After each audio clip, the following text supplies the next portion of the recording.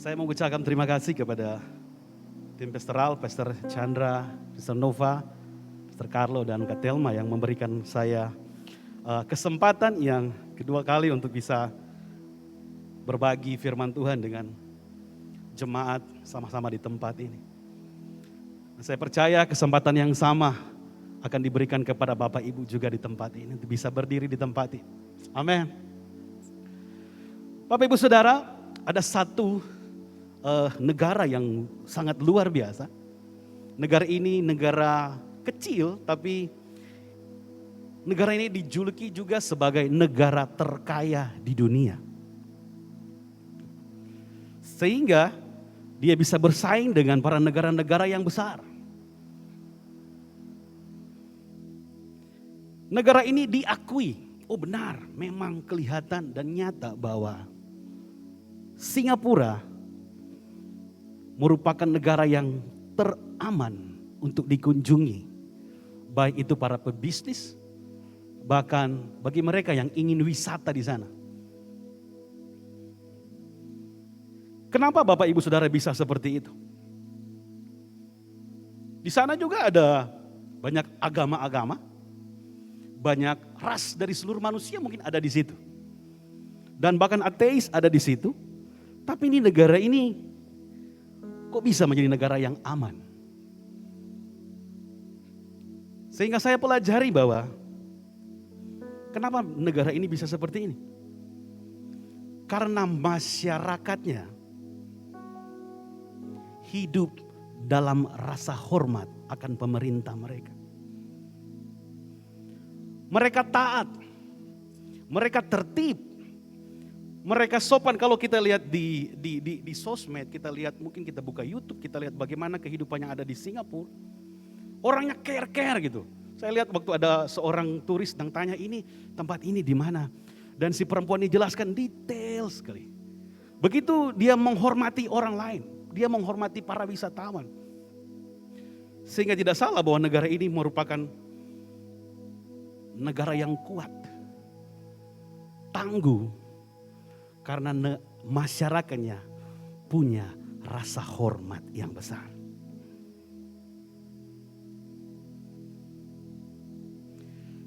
Dari hal ini Bapak Ibu Saudara kita belajar bahwa hormat merupakan suatu prinsip yang memberikan nilai yang tertinggi dalam kehidupan.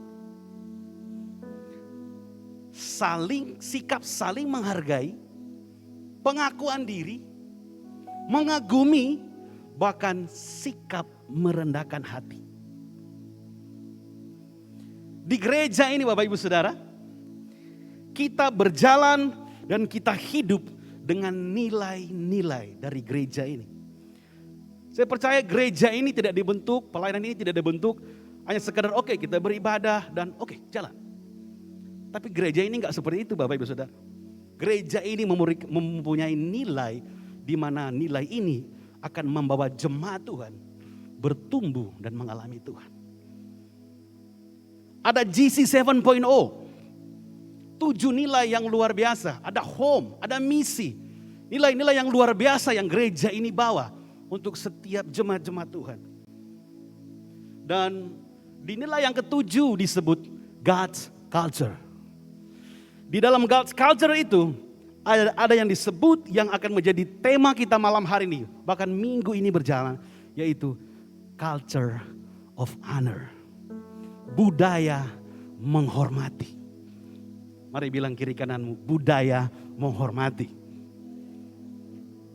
Di dalam Maleakhi 1 ayat 6 dikatakan, seorang anak menghormati bapaknya, anak menghormati bapak, dan seorang hamba menghormati tuannya. Jika aku ini Bapa, di manakah rasa hormat yang kepadaku itu? Jika aku ini Tuhan, di manakah takut yang kepadaku itu? Firman Tuhan semesta alam kepadamu, hai para imam yang menghina namaku. Tetapi kamu berkata, dengan cara bagaimana kami menghina namamu? Di dalam culture of honor ini, ada 5 nilai-nilai penting yang ditanamkan gereja ini untuk jemaat Tuhan. Nilai yang pertama disebut honor God. Maleakhi tadi mengatakan bahwa Tuhan berkata, di manakah hormatmu itu kepadaku? Tuhan yang sampaikan. Dan kita belajar, kita buka di Wahyu 4 ayat 10 sampai yang ke-11. Maka tersungkurlah ke-24 tua-tua itu di hadapan Dia yang duduk di atas tahta itu. Dan mereka menyembah Dia yang hidup sampai selama-lamanya. Dan mereka melemparkan mahkotanya di hadapan tahta itu sambil berkata, ya Tuhan dan Allah kami, Engkau layak menerima puji-pujian dan hormat dan kuasa. Sebab Engkau telah menciptakan segala sesuatu dan oleh karena kehendak-Mu semuanya itu ada dan diciptakan. Bapak Ibu Saudara, di surga para tua-tua ini mereka melepaskan mahkota mereka. Mereka merendahkan hati mereka. Karena apa? Karena mereka menyembah Tuhan yang luar biasa. Ada 3 hal yang sering diucapkan di surga. Bahkan ini menjadi prinsip surga yang luar biasa. Yaitu kalau kita lihat dalam King James Version. Disebut itu puji-pujian adalah honor, glory atau kemuliaan. Jadi ada glory, ada honor dan ada power. Ada kemuliaan, ada hormat dan ada kuasa. Banyak dari kita lebih tertarik dengan kata glory. Sehingga mungkin kita mudah mengatakan, oh Tuhan biarlah kemuliaan-Mu turun di tempat ini. Tuhan kemuliaan-Mu Tuhan. Dan kita sering berkata, biar kuasa-Mu bekerja atas kami. Karena kuasa-Mu memulihkan kami, melepaskan kami. Kuasa-Mu mengubahkan kami. Sehingga banyak terjadi mujizat-mujizat. Tanda-tanda heran terjadi di suatu tempat. Dan kita mengatakan yes amin Tuhan. Tetapi kita lihat bahwa banyak yang tidak lebih tertarik dengan kata yang di tengah itu. Disebut hormat. Karena mungkin kata ini tidak kelihatan wow. Kata ini tidak bisa dirasakan. Jadi hormat kurang mungkin jarang dibicarakan. Jarang untuk disampaikan. Padahal yang harus kita mengerti yaitu bahwa kemuliaan Tuhan tidak akan turun tanpa rasa hormat akan Tuhan. Dan kuasanya tidak akan terjadi jika tidak ada rasa hormat akan Tuhan di tempat itu. Sehingga tidak salah kalau Markus 6 ayat 45 mengatakan, maka Yesus berkata kepada mereka, seorang nabi dihormati di mana-mana kecuali di tempat asalnya sendiri. Terus dikatakan di situ, ia tidak dapat mengadakan satu mujizat pun. Karena apa? Karena dia, Yesus sendiri tidak dihormati. Bukan Yesus nggak mampu, bukan dia bukan Tuhan, bukan dia nggak hebat. Tapi tidak ada rasa hormat akan Tuhan di situ. Jadi bagaimana kita menghormati Tuhan? Yang pertama yaitu taat. 1 Petrus 1 ayat 14a dikatakan, hiduplah sebagai anak-anak yang taat. Jadi kalau Tuhan bilang ampuni, kita harus ampuni. Jika Tuhan bilang lepaskan, ya lepaskan. Jika Tuhan bilang tunggu, ya tunggu. Jika kita sudah merancangkan bisnis, rencana yang luar biasa. Tapi Tuhan bilang, oh bukan di situ. Keluar dari situ. Kita harus taat kepada Tuhan. Karena firman Tuhan, ketika kita taat dan kita lakukan, firman Tuhan berkata, engkau akan menerima janji-janji yang luar biasa dari Tuhan. Yang berikut, yang kedua adalah worship. Bagaimana menghormati Dia dengan worship. Kita menyembah Dia siang dan malam. Di rumah doa, Pastor Nova mengatakan, cinta akan Tuhan. Jatuh cinta akan Dia. Di dalam penyembahanmu, milikilah rasa lapar dan haus akan Tuhan. Mari kita beralih dari penyembahan yang biasa-biasa. paradigma yang baru dalam penyembahan bahwa bukan hanya tentang sebuah lagu cepat dan lambat, tetapi hati yang mengerang. I'm hunger for you, God. Kita lapar akan Tuhan. Kenapa seperti ini? Waktu Musa katakan, Tuhan, show me your glory. Show me your glory. Saya percaya bahwa Musa sering dengan Tuhan. Dia merasakan hadirat Tuhan. Tapi ada satu hal yang luar biasa, yang lebih dari itu, membangkit rasa lapar Musa. Musa katakan, Tuhan, show me your glory. Tunjukkan kemuliaanmu. Dan Tuhan katakan kepada Musa, no Musa, karena kamu akan mati. Kalau kamu melihat wajahku, kamu akan mati. Lihatlah yang di belakangku.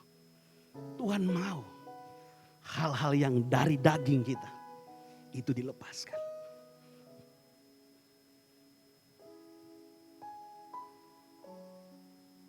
Sehingga dalam penyembahan kita mungkin berkata,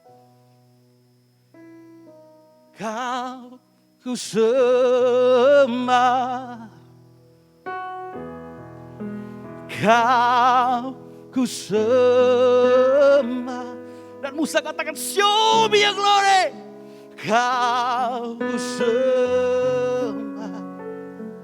Karena penyembahan yang dalam itu, Tuhan bilang, oke Musa, lihat belakangku, jangan mukaku, karena kamu akan mati. Poin yang berikut Bapak Ibu Saudara.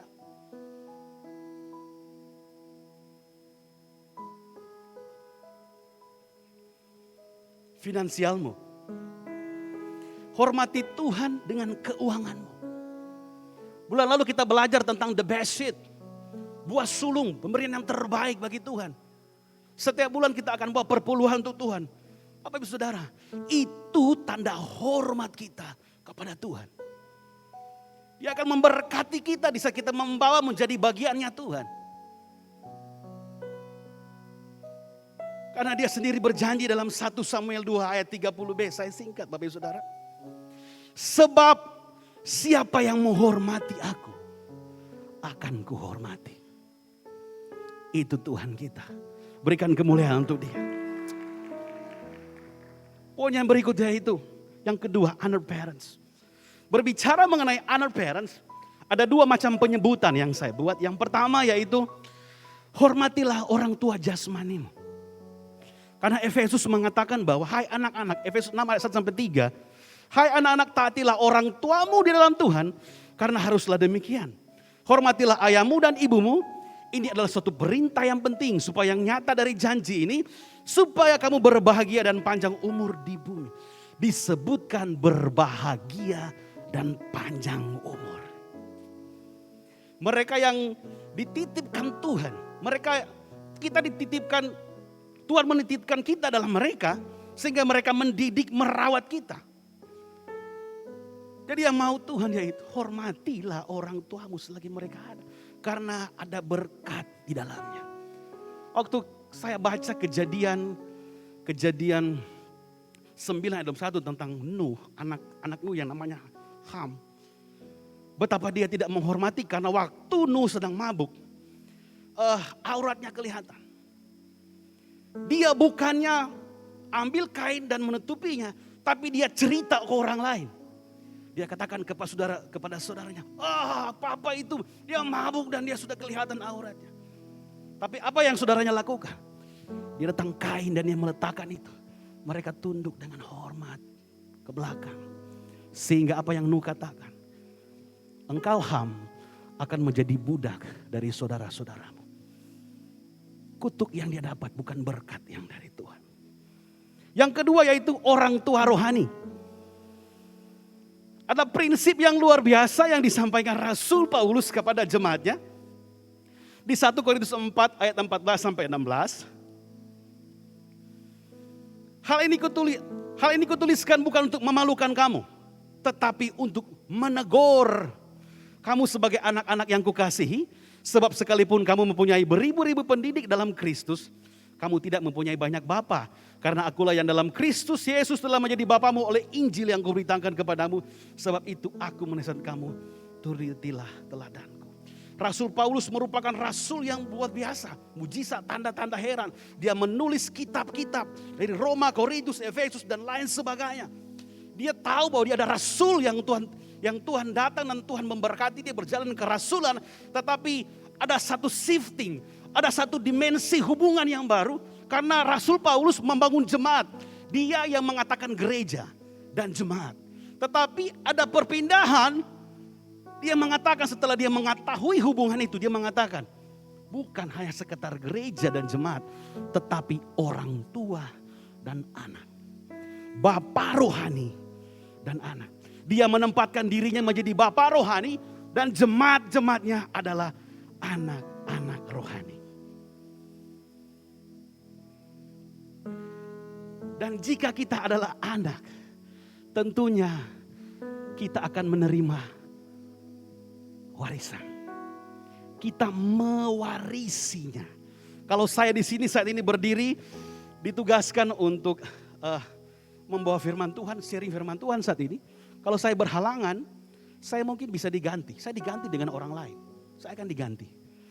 Tetapi kalau perkataannya mewarisi. Apa yang ada di hati, apa yang menjadi misi, apa yang menjadi visi, kehendak, pengetahuan, caranya dari gembala kita. Dari pemimpin kita. Dari gembala yang disebut sebagai Bapa yang memberikan kita waris. Yang sebut saat ini dengan hormat bahwa Pastor Chandra yang menjadi gembala di tempat ini. Kita mewarisi hati, visi, misi, kehendaknya. Seutuhnya dalam hidup kita. Untuk meneruskan apa yang dia dapat dari Tuhan. Kita boleh belajar banyak firman Tuhan. Kita boleh belajar dengan banyak orang. Kita boleh belajar di YouTube. Buku-buku rohani. Bahkan di seminar-seminar rohani. Tapi tadi Rasul Paulus berkata seperti ini. Banyak pendidik. Sekalipun kami mempunyai beribu pendidik dalam Kristus. Kamu tidak mempunyai banyak bapa. Karena akulah dalam Kristus Yesus yang menjadi bapamu. Jadi sekalipun kita banyak dengar khotbah dari sini, dari gereja ini, dari ini. Cuman satu yaitu disebut Bapa kita. Yaitu gembala kita di tempat ini, Pastor Chandra.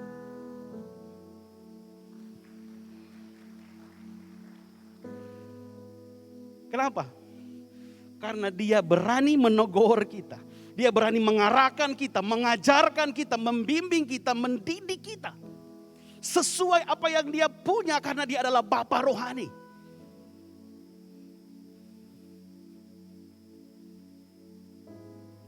Dia mendoakan kita. Dan seluruh hidupnya hanya tertuju kepada jemaat yang disebut anak. Karena dia adalah Bapa kita. Bapak Ibu Saudara, satu waktu saya ditegur pastor. Berkali-kali saya ditegur. Dan waktu itu posisi saya menempatkan posisi sebagai pengerja di tempat ini.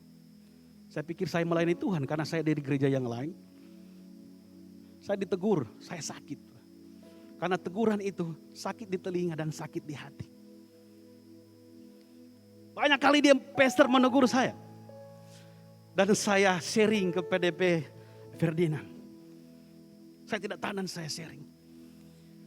Dan kemudian Bapak Ibu Saudara, tiba-tiba hari Sabtu, pastor bilang gini, ayo naik di mobil kita akan sama-sama ke Tomohon. Dan oke, saya naik. Setelah saya naik dengan punya hatinya gak enak. Sampai di dalam mobil Bapak Ibu Saudara. Waktu dia tanya seperti ini. Gimana istri? Itu kayak jubah kebapaan tuh.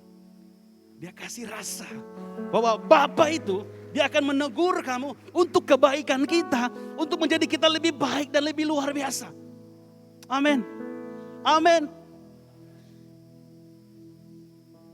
Percayalah di saat kita menghormati orang tua kita.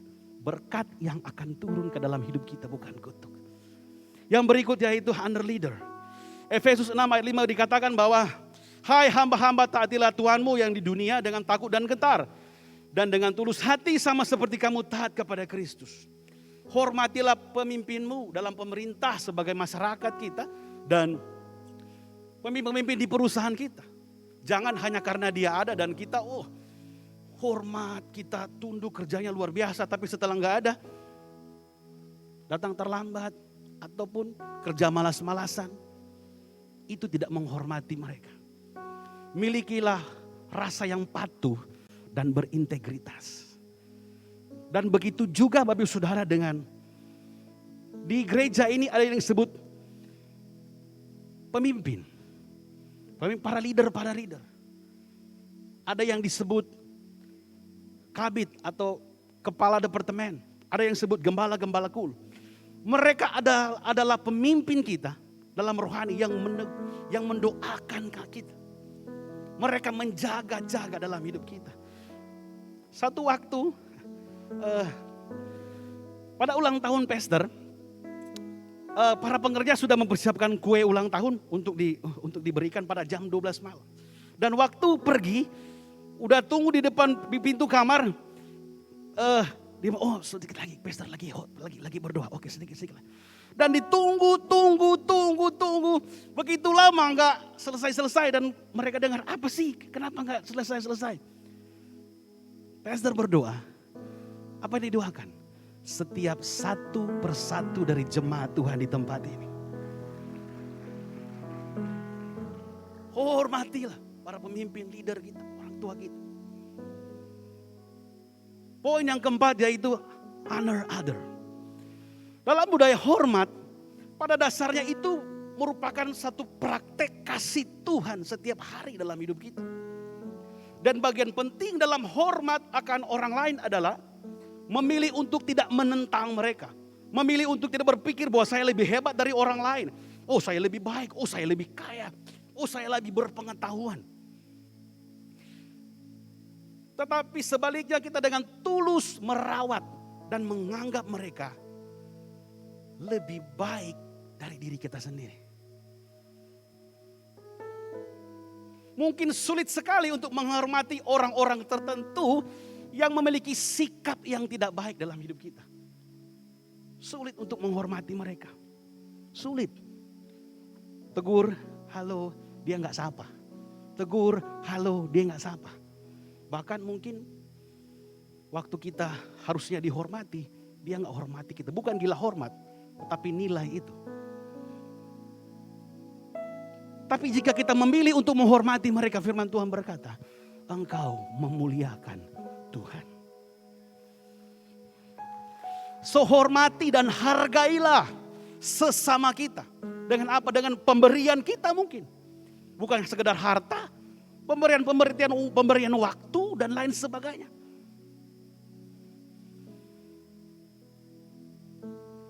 Semua yang kita bisa beri untuk orang lain, karena kita menghormati mereka. Mari kita lihat tayangan berikut ini. Bintang tolong videonya. Apa yang kita belajar dari video ini?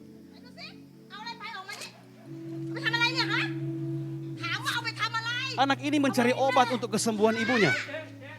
Dan ada orang yang datang. Dia menolong anak ini.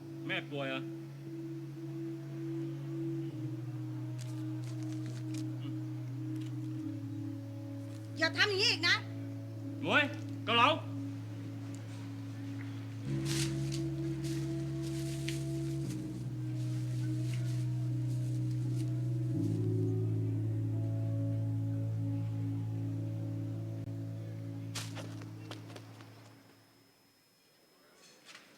Chọn, nay lên khắp, nâng nè.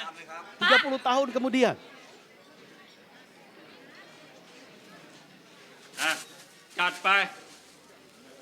Sekalipun orang gila Nào, pasti dia sang hormat đây, Bapak Ibu tỏ Saudara. lại.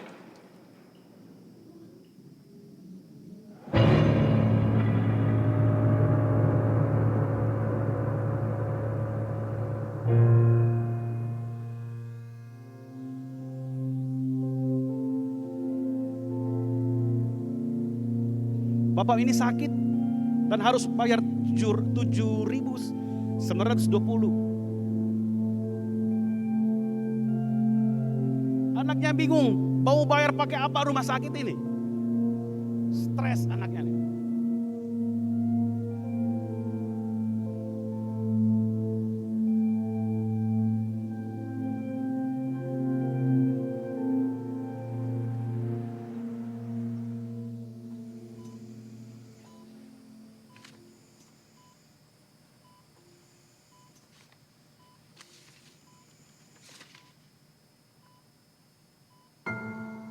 Dia kaget. Biaya pembayaran rumah sakitnya 0 rupiah.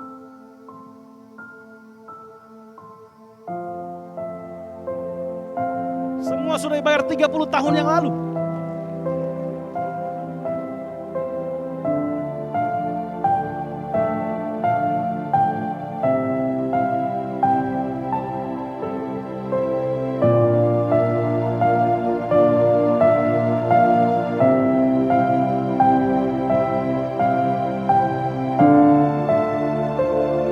Ternyata anak ini menjadi dokter.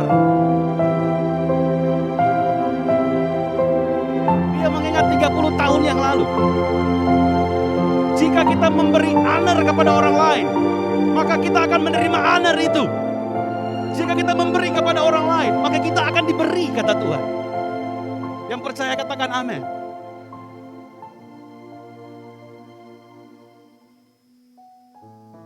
Poin yang terakhir Bapak Ibu Saudara. Honor the lost. Hari-hari ini kita lihat penggenapan demi penggenapan firman Tuhan sedang terjadi. Gempa bumi, tsunami, pandemi, peperangan di mana-mana. Kegenapan sedang terjadi. Tapi apa yang Tuhan bicara? Di saat kita sudah dipulihkan. Di saat Anda diberi kesempatan oleh Tuhan untuk hadir di tempat ini. Atau untuk beribadah. Ingatlah bahwa di luar sana masih banyak orang yang terhilang dan harus diselamatkan. Entah itu anak kita, entah itu keluarga kita, entah itu tetangga kita, bahkan sahabat-sahabat karib kita. Kegenapan Tuhan sedang terjadi. Dia akan segera datang. Jika kita sudah dipulihkan, mari kita ingat mereka. Gravitasi dari gereja kita, Growth Center adalah saving the lost. Menyelamatkan yang terhilang. Di waktu ini mari, jika kita diberikan Tuhan kesempatan untuk bicara kepada orang lain tentang kasih Tuhan, bicara. Karena saat ini banyak orang mengalami stres, tekanan hidup, ekonomi yang buruk, bahkan ada yang sampai melakukan hal-hal yang ekstrim dalam hidup mereka untuk mendapatkan apa yang mereka mau dalam hidup mereka.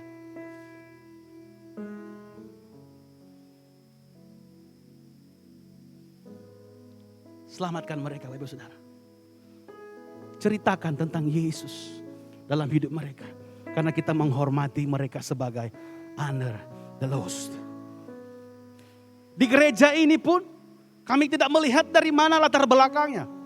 Tidak melihat status apa, tidak melihat pekerjaan kita apa, jabatan kita apa. Tidak.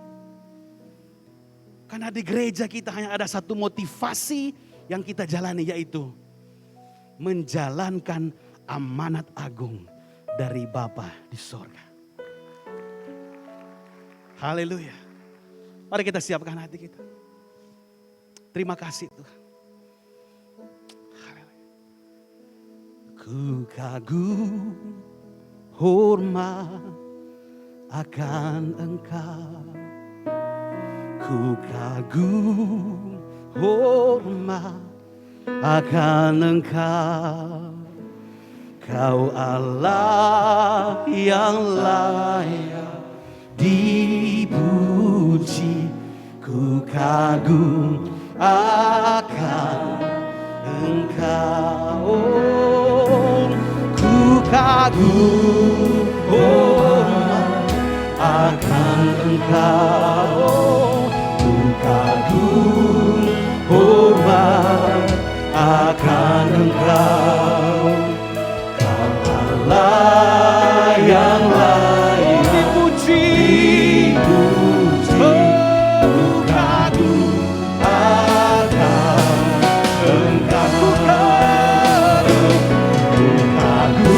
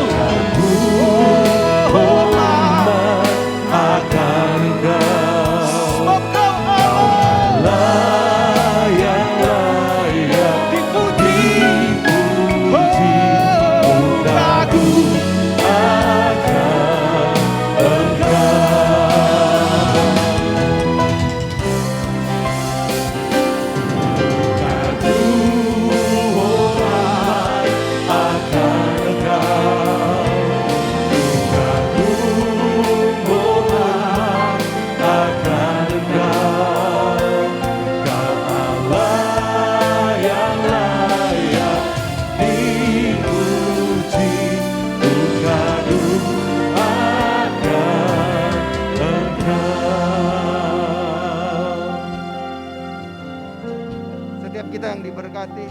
Yuk kita arahkan tangan buat Brother Lumen dan Sister Gita. Bisa pegang tangan dulu. Tuhan Yesus, kami berdoa. Terima kasih buat setiap kepercayaan Tuhan. Terima kasih buat kebenaran firman-Mu. Terima kasih buat kesempatan yang Tuhan berikan untuk Lumen dapat menyampaikan kebenaran firman-Mu. Kami berdoa, biar pengurapan yang baru, roh hikmat, pengertian, dan pewahyuan dari Tuhan senantiasa menjadi bagian mereka. Secara pribadi dan keluarga, di dalam pelayanan dan pekerjaan mereka. Dan biar nama Tuhan dipermuliakan. Hamba-Mu berdoa, berkati yang terbaik di dalam nama Bapa, Putra dan Roh Kudus, yaitu di dalam nama Tuhan Yesus. Haleluya. Amin. Thank you Lumen. Wow, sekali lagi kita beri tepuk tangan buat Tuhan. Kita akan akhiri ibadah kita. Dan Pastor mau sedikit menyapa Bapak Ibu yang baru pertama kali beribadah di Grow Center, yaitu Ibu Rini, Ibu Cynthia, Andik Junaidi, Ibu Femi, dan Bapak Tommy. Welcome home, selamat datang di Grow Center. Kalau Bapak Ibu belum punya tempat beribadah secara tetap, izinkan kami untuk menjadi rumah bagi Bapak Ibu sekalian. Kami ingin kenal lebih lagi. Sesudah ini ada teman-teman yang bisa melayani Bapak Ibu sekalian. Yuk kita sambut teman-teman kita yang baru pertama kali beribadah dengan tepuk tangan. Dan selanjutnya hari ini Grow Center kita sudah membuka pos PI di Minahasa Utara. Tadi pagi Pastor sudah. Jadi bagi Bapak Ibu punya teman kenalan yang ada di Minahasa Utara, ini tadi pagi 55 orang beribadah bersama-sama dengan kita. Dan Pastor percaya tujuan kita bukan menambah cabang GC, tetapi tujuan kita ingin saving the lost. Itu aja, kita ingin lebih dekat lagi dengan jemaat. Jadi bagi Bapak Ibu yang tinggal di daerah Minahasa Utara, kita sudah punya pos PI di Minahasa Utara. Itu saja dari Pastor. Dan sekali lagi kita nyanyikan lagu tadi.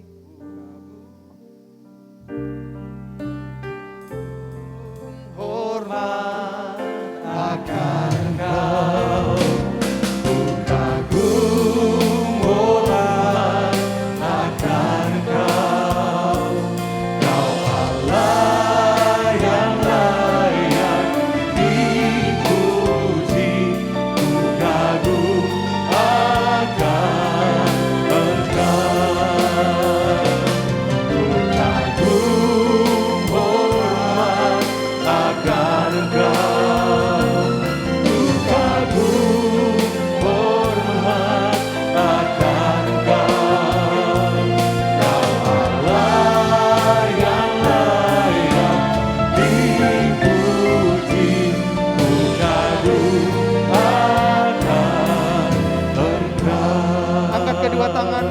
Arahkan wajahmu kepada Tuhan.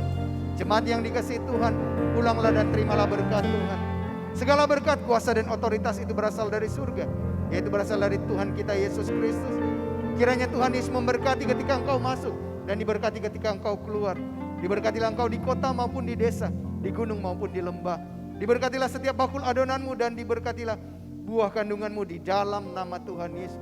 Diberkatilah pribadi dan keluargamu, dan kiranya keberhasilan dari Tuhan senantiasa menjadi bagianmu sehingga nama Tuhan Yesus dipermuliakan. Dan kiranya berkat di dalam nama Bapa, Putra dan Roh Kudus, yaitu di dalam nama Tuhan Yesus, senantiasa menjadi bagian kita semua. Mulai hari ini sampai Maranatha, bahkan sampai kekal selama-lamanya. Hanya di dalam nama Tuhan Yesus, setiap kita yang sudah menerima berkat Tuhan, sama-sama katakan Amin.